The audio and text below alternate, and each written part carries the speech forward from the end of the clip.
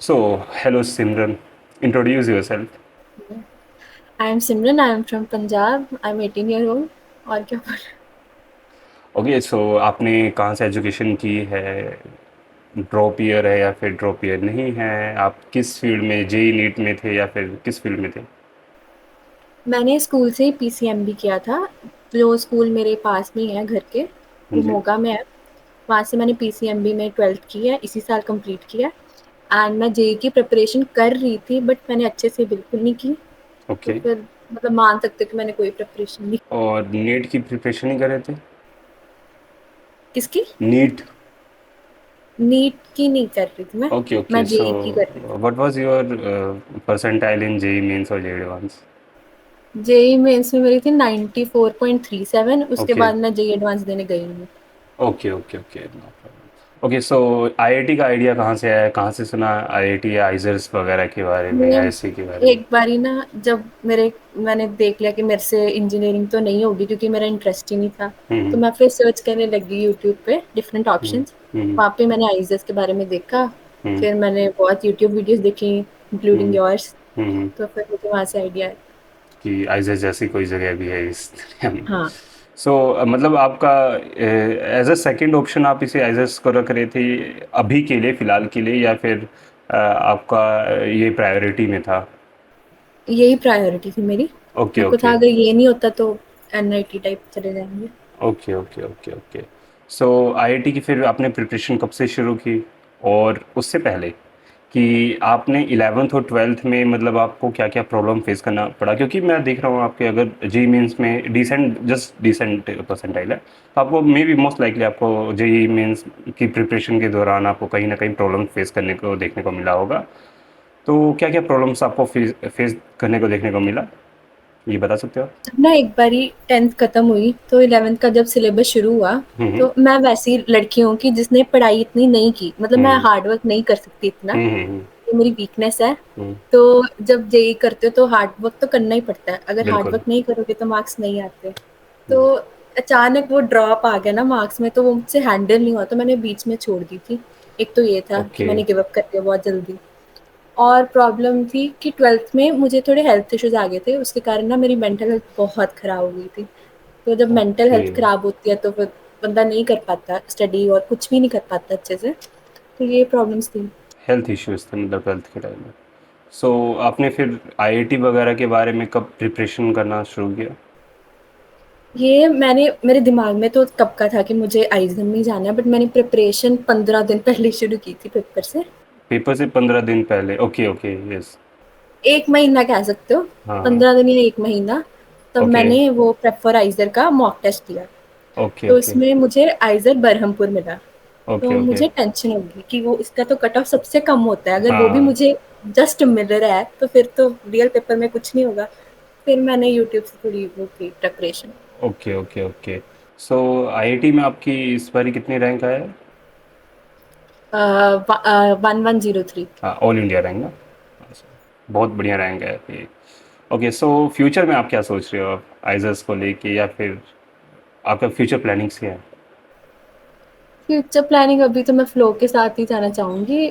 पर मुझे ओके बहुत टॉपिक्स में इंटरेस्ट है, तो सोच रही उधर जाऊँ। जैसे जेनेटिक्स में मुझे अच्छी लगती है, ओके। डेटा साइंस भी अच्छी लगती है, और ये क्वांटम फिजिक्स एंड ऑल अच्छी लगती सो कौन सा आइजर आप टारगेट कर रहे हो?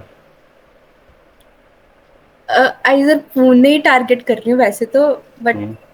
आइजर मोहाली मेरा दिल टारगेट कर रहा है, आइजर पुणे मेरा दिमाग टारगेट कर रहा ओके, मोहाली घर के पास है इसलिए शायद। है। हाँ, हाँ। ओके ओके, ये तो इसलिए आपके ऊपर ही है। और फिर बाकी आप आगे फर्दर आप मतलब फर्दर स्टडीज़ के लिए आफ्टर आइज़र सोच रहे हो, या फिर घर वालों की तरफ से ऐसा कुछ है कि मतलब नहीं बस 5 साल पढ़ो, इसका जॉब वगैरह करो? नहीं, ऐसा तो कुछ नहीं है। मैं सोच रही हूँ कि मैं एकेडेमिया में ही जाऊँ या कुछ ओके। भी करूँ उसके बाद। सो पढ़ाई तो नहीं छोड़नी मैंने। अच्छा, मतलब फिर फर्दर स्टडीज़ के बारे में ही सोच रहे हो आप? और वे उस चीज़ के लिए अगर आप आइज़र में आ रहे हो तो बहुत बढ़िया जगह है आइज़र्स। ओके, सो क्या आप बता सकते हो कि मतलब जब जैसे आपने ये बताया कि इतनी सारी डिफ़िकल्टीज़ आपको देखने को मिली, लेकिन आपकी जेईई मेंस में कम परसेंटाइल आने के बाद भी आपकी बहुत सही रैंक आई है इन आईआईटी, क्योंकि मैं बहुत सारे बंदे को जानता हूँ जिनकी 99 परसेंटाइल आई है और उनकी आपसे कम रैंक है आईआईटी में। तो क्या फैक्टर है जो आपको मतलब यहाँ पर आईआईटी में इतना अच्छा रैंक लिया दिया है? एक तो मेरे पास ये प्लस पॉइंट था कि मेरे पास चारों सब्जेक्ट्स थे स्कूल में, तो तो बेसिक आपके लेवल चारों सब्जेक्ट डिसेंट तैयार थे या नहीं थे? डिसेंट तैयार थे, क्योंकि मैंने स्कूल के लिए तो अच्छे से पढ़ाई की थी, ओके। एक्स्ट्रा नहीं किया था। नेटवर्क इश्यूज आ रहे हैं ना? ओके, सो हम डिस्कस कर रहे थे कि आपके पास चारों सब्जेक्ट्स थे। तो आपके चारों सब्जेक्ट्स में से कौन सा सबसे ज़्यादा स्ट्रॉन्ग सब्जेक्ट था और कौन सा सबसे ज़्यादा वीक सब्जेक्ट था?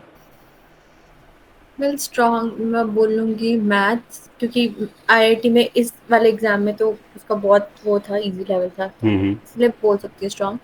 बाकी वीक मेरा फिजिक्स रहा, दो वो मेरा फेवरेट सब्जेक्ट है, बट हम्म। वो मेरा सबसे वीक था। ओके, मतलब उसमें क्वेश्चंस कहीं ना कहीं गलत हुए हैं। और कितने आपने कुछ मार्क्स कैलकुलेट किए थे, आपके मार्क्स कितने बन रहे थे? मेरे अकॉर्डिंग तो मेरे 164 बन रहे थे। ओके। बाकी शायद गलती हो गई हो कहीं ना हाँ, कहीं। May be.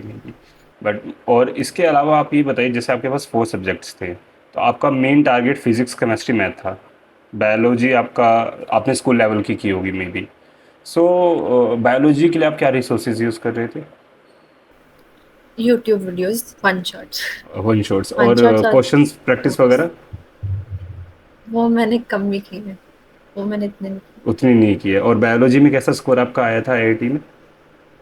बायोलॉजी में मेरे को लगता है मेरे 11 सही थे और एक गलत था, तो फिर वो हो गया 39 शायद। 11 सही थे और एक गलत है। बहुत अच्छा है वे, क्योंकि अगर आप बोल रहे हो कि आपने वन शॉट्स देख देख के अगर इतना मार्क्स ले लिया तो वे बहुत है। और सबसे ज़्यादा मार्क्स किस में आपके आईआईटी में बन रहे थे?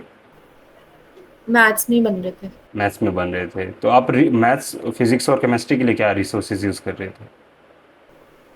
वो जैसे मैंने स्टार्ट की थी जेई प्रिपरेशन, तो हम्म। एक तो वही उनकी बुक्स थी। किन की थी? बाकी मैंने वन शॉट्स भी देखे हैं, किन की बुक्स थी? मतलब जिधर से मैं कोचिंग कर हाँ, रही तो थी। किधर कोचिंग कर रहे थे वही मैं पूछ रहा हूँ। 11th में मैंने एलन से की थी, थोड़ी ओके। ऑनलाइन कोचिंग की थी। ओके। और फिर 12th में मैंने फिजिक्स वाला के लाइक 1-2 महीने कोचिंग की थी बस। ओके, 1-2 महीने बस। ओके ओके, सो उनके मॉड्यूल्स आप यूज़ कर रहे थे और कोई हाँ, बुक्स? और ये ऑनलाइन। नहीं, बुक्स मैंने कोई यूज़ नहीं की ओके। एज़ और एज़ सच। एनसीईआरटी आपने यूज़ की है केमिस्ट्री या बायोलॉजी के लिए स्पेशली? जो हमारे स्कूल की बुक्स हैं वो एनसीईआरटीज़ ही थी, तो मैंने वही यूज़ की थी। ओके, स्कूल प्रिपरेशन के लिए ना? हाँ जी। Okay okay okay, great. So कोई आप टिप्स वगैरह देना चाहोगे बच्चों को? यही बोलूँगी कि बाकियों के मेथड मत फ़ॉलो करो, अपना ढूँढो, मतलब हम्म। डिफरेंट डिफरेंट मेथड्स ट्राई करो, जो आपको सेट बैठे वही यूज़ करो। जैसे ओ, मेरा था कि जब टीचर हम्म। पढ़ा रहे होते थे तो मैं सारी जितनी भी मतलब वो थी कॉन्सेप्ट, उसको अपने वर्ड्स में लिख लेती थी बुक में। हम्म। तो जब मैं रिविज़न करती थी उसको देख लेती थी वो नोट्स को, और मुझे सब कुछ रिवाइज़ हो जाता था फिर से। हम्म। तो मैं वो करती थी मतलब। बस। ओके, सो थैंक यू सिमरन, हमारे साथ इंटरव्यू में जुड़ने के लिए। हम फिर मिलते हैं बाद में। Bye bye.